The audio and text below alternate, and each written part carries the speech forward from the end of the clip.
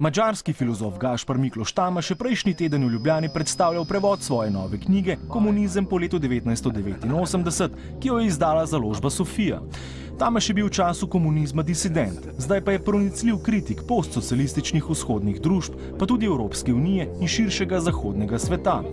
A začnimo v njegovi državi. Urbanizacija je vseevropski proces, opredeljujete ga etnicizem in postfašizem. There are no concentration camps for white people, only for brown people.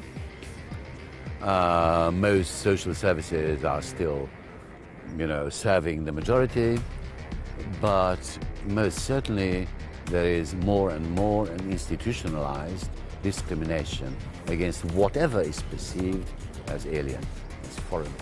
And that, of course, is old-style racism combined with a totally empty parliamentarism and a totally empty pseudo-democratic politics that we all know is false.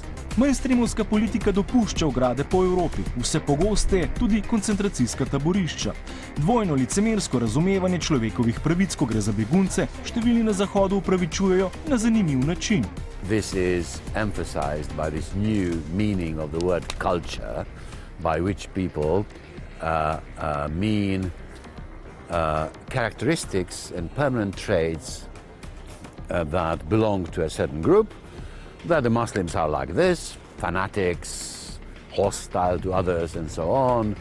So the great difference between culturalism and racism is not really very important and very deep. So this is not much better than racism.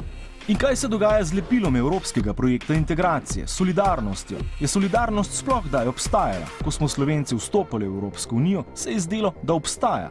That was always a little bit ambivalent. Because belonging to Europe also meant that some people don't.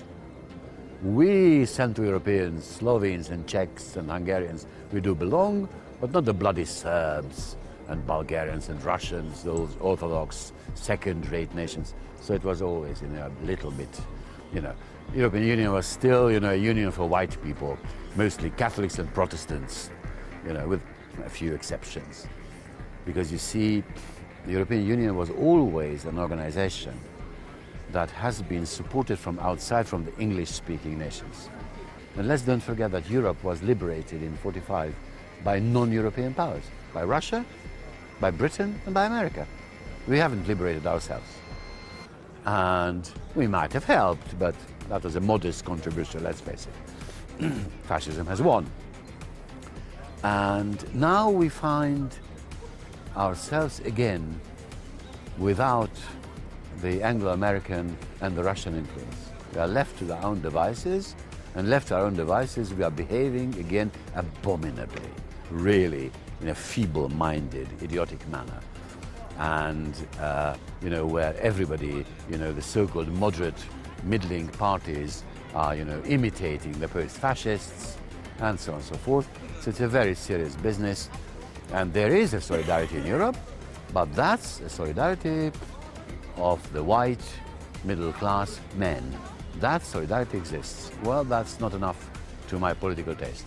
In še o marksističnih idealih, ki bi morali krojiti prihodnost. October Revolution was, of course, a failure, but some ideas and some unfinished projects planned by the revolutionary generation of 1917, from true feminism to true peace, world peace, etc., etc., non-discriminatory, emancipatory order, those are still on the table because they are not achieved. The political fight is needed again, and resistance must be organized, and these anti-egalitarian, anti-liberty forces that are dominant in Europe now, they won't leave on their own. They won't tell you that, sorry, we've been mistaken, goodbye. No, they won't. They will have to be chased away, and peacefully, but chased away.